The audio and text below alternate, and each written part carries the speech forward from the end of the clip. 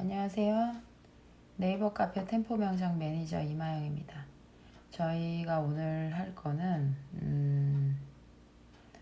리무버블 파셜 덴처라고 지금 여기 써 있어요. 그러니까 리무버블 파셜 덴처, 이제 줄여서 앞에 있는 빨간 글자만 보시면 RPD. 저희가 임상 관련해서 용어 풀이를 저번에 이어서 지금 이게 패스랑 풀덴처랑 지대치랑 하고 나서 이번에 하는 게 이제 네 번째네요.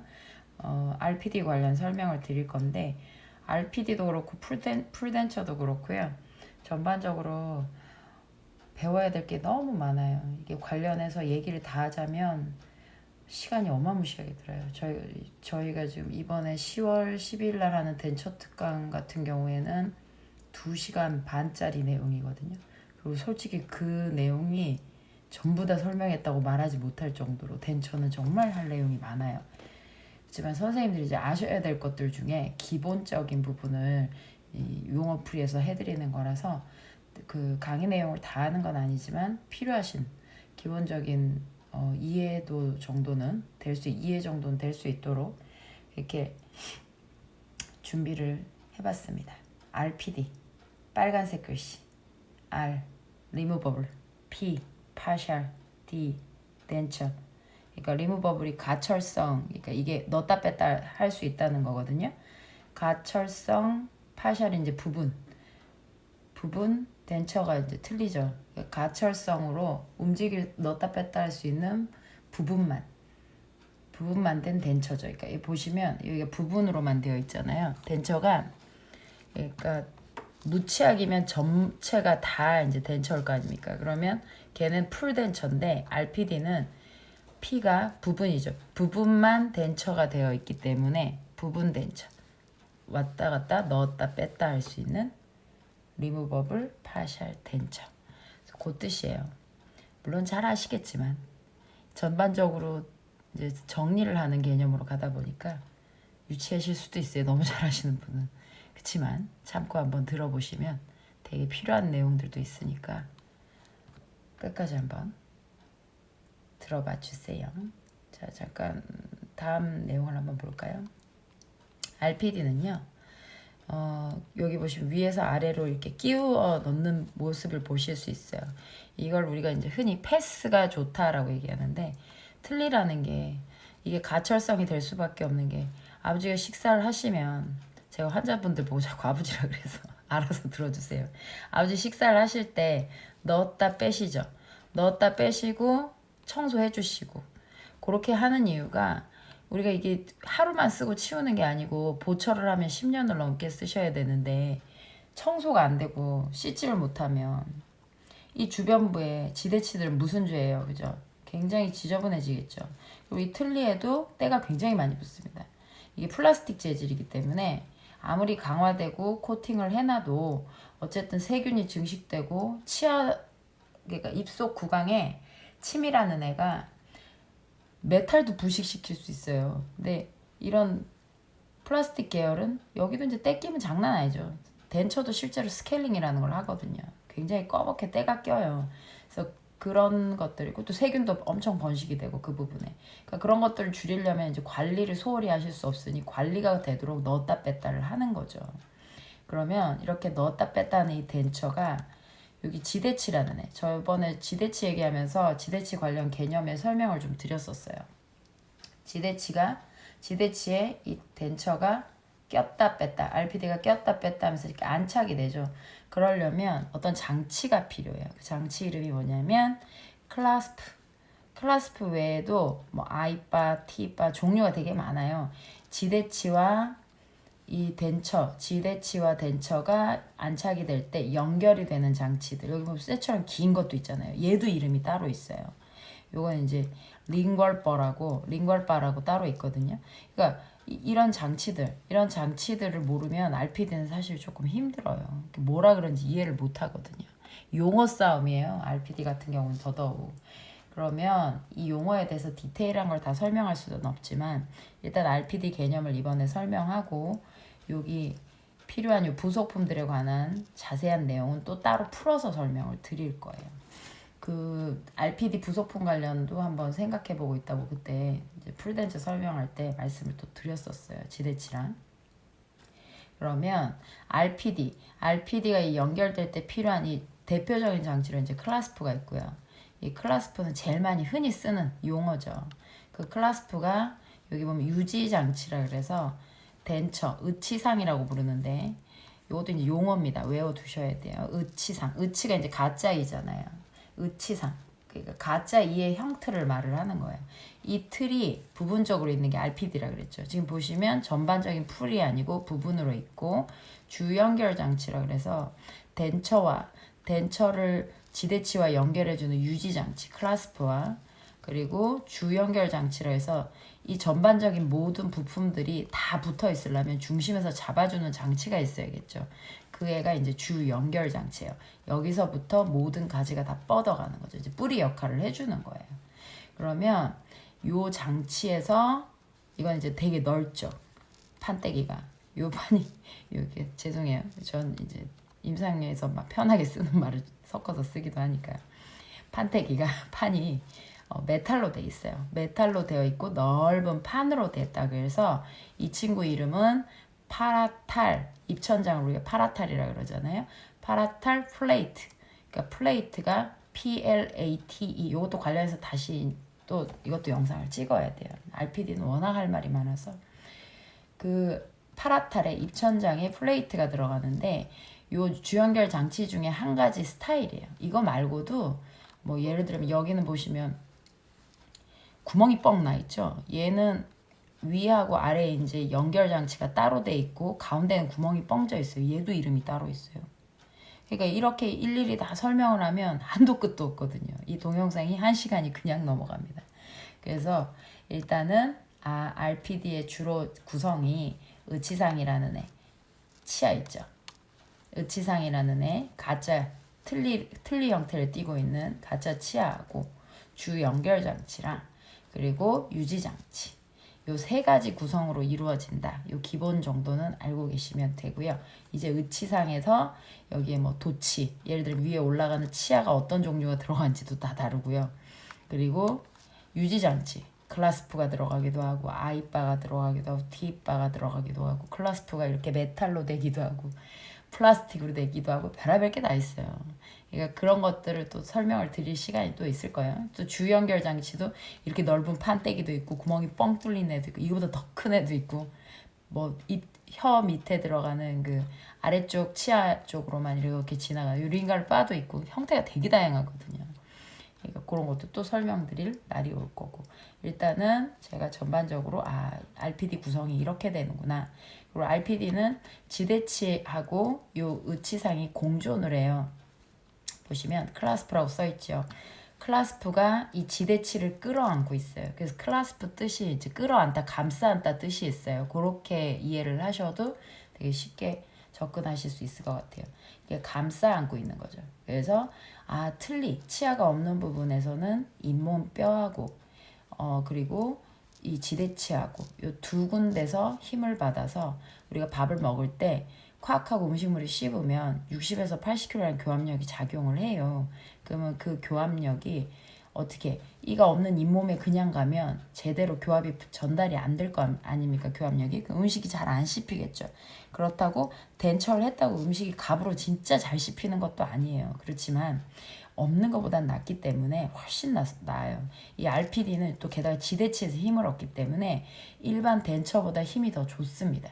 그래서 이 교합력이 잘 전달돼서 치아에서 요 사이사이에서 의치 사이에서 콱콱 씹어줬을 때 음식물이 잘 씹혀서 분쇄가 돼주는 거죠. 갈아지는 거죠. 그렇게 이제 갈아져서 목구멍으로 넘어갈 때 음식물이 덩어리가 아니라 아버지들이 진짜 치아가 없으시면 덩어리로 이렇게 넘기시거든요. 그래서 죽 드시고 부드러운 음식 위주로 드셨었어요. 그렇지만 덴처를 하면서 RPD를 하면서 식사를 하실 때 힘이 더 전달이 되기 때문에 좀 더 단단한 음식, 예를 들면 계란 후라이를 드디어 씹어 드실 수 있게 되는 거죠. 그리고 뭐 지포까지 씹어 드시는 분도 있긴 있어요. 잘 씹어 드세요. 진짜 잘 쓰시는 분들은 RPD 같은 경우에. 근데 만약에 지포까지는 아니더라도 뭐 부드러운 음식, 그 정도 되게 설컹거리면서 씹어서 뭐 돼지고기인데 수육인데 되게 부드러워. 이런 거 같은 경우는 또 잘 드시거든요.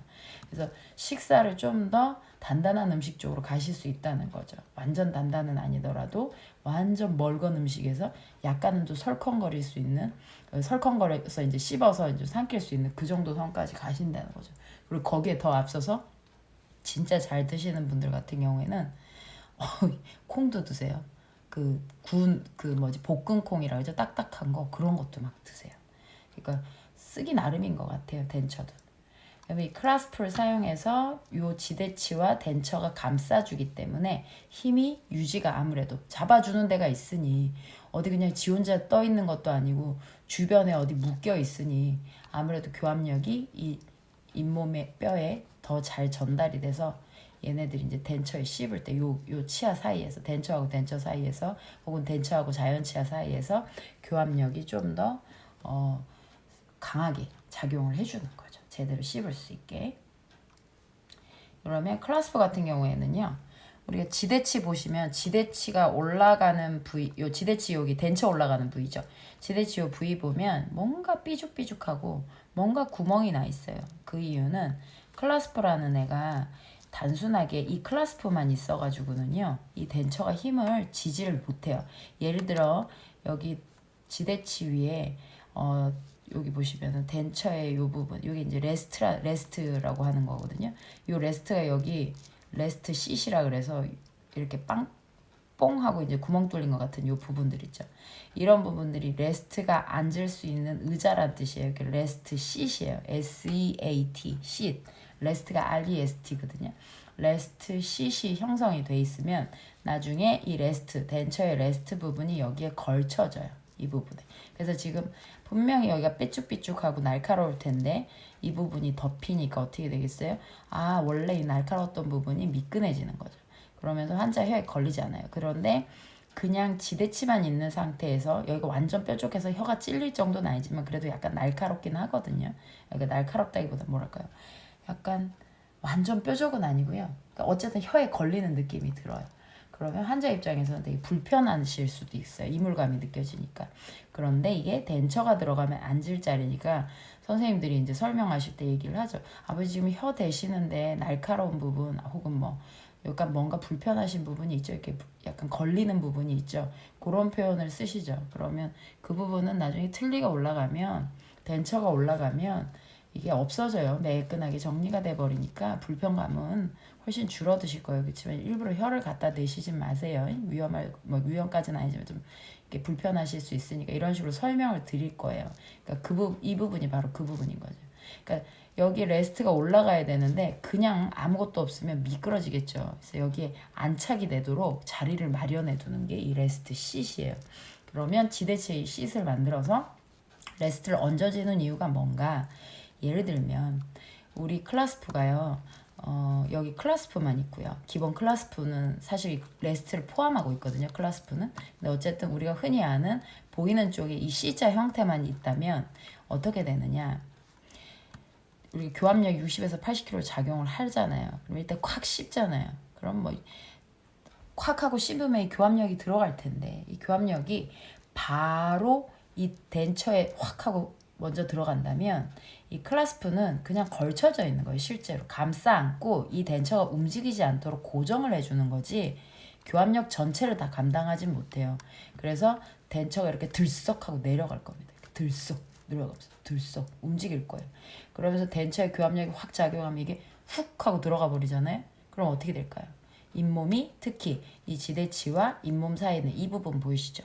이 부분에 염증이 생겨요. 염증이 생기는 정도가 아니라 찢어지시고요. 심하면 지대치 아래쪽에 뼈가 드러나십니다. 왜? 교합력은 어마무시한 거예요. 60에서 80kg, 60kg가 다 작용을 안 한다고 하더라도요. 우리 여자들 좀 날씬한 분들 50kg대 몸무게를 하더라도 50kg 적은 거 아니거든요. 그냥 일반인이 50kg를 업고 있는 것만 해도 사실 계속 업고 있을 수도 없어요. 굉장히 힘든데 이게 들썩거리면서 움직인단 말이에요. 그럼 이 교합력이 하중이, 그것도 이 작은 부분에 계속 집중적으로, 그것도 한 번도 아니고 계속 씹으면 한두 번 씹는 게 아니지 않습니까? 우리 밥 먹을 때 수백 회 이상 씹잖아요. 그러니까 칵칵칵 씹다 보면은 뭐 20번 씹어서 밥을 만약에 10숟가락을 먹었다고 생각을 해보세요. 20번 정도 씹어서. 그보다 적게 씹을 때도 있겠지만 그러면 200번 정도 되는 거잖아요. 그럼 칵칵칵 200번 씹어버리면 그것도 60kg 하잖아요. 50kg라고 치고 50kg가 200번을 찍으면 여기에 자극이 가고도 남죠. 그냥 갖다가 살짝 스쳐도 자극이 나는데 잇몸이 얼마나 부드러운 조직이에요. 치은이 얼마나 부드러워요. 그러니까 여기 자극을 받는데 그 큰 힘으로 하니 여기가 찢어질 정도로 내려가고 심하면 여기 뼈가 드러난다는 거죠. 그럼 어떻게 해야 되는데 그 교합력이 적정히 어떻게 분산이 돼야 되는데 그게 바로 레스트가 하는 일이에요. 레스트가 지대치에서 일단 한번 콱 하고 찍어주면 이 덴처에서는 더 이상 내려가고 싶어도 여기를 콱 내려가고 싶어도 이 위쪽에서 지금 걸려 있잖아요.